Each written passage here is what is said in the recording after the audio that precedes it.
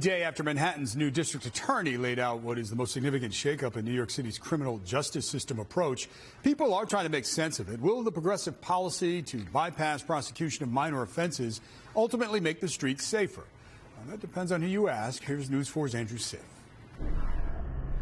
I think it's a good start, but we have a long way to go. Manhattan residents elected Alvin Bragg as district attorney in part because he promised to reform the system. This reflects the will of the voters. But when Bragg this week released a memo telling his prosecutors they will no longer seek to lock up those who commit marijuana misdemeanors, fare evasion, trespassing, prostitution, or resist arrest. Someone who was arrested for disorderly conduct that had nothing to do with public safety, we're not going to do that case. Critics spoke up quickly from the police unions. The police officers in the radio car, they're taking those calls, and they're out in the street with their hands tied. To advocates of the so-called broken windows model of policing, the theory that stopping quality of life crimes prevents violent crime.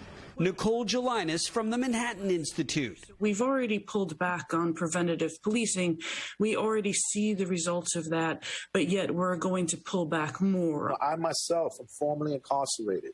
I spent 10 years in prison. Rob DeLeon is now vice president of the Fortune Society, a nonprofit advocacy group seeking alternatives to incarceration and counseling for those who've gotten out of jail.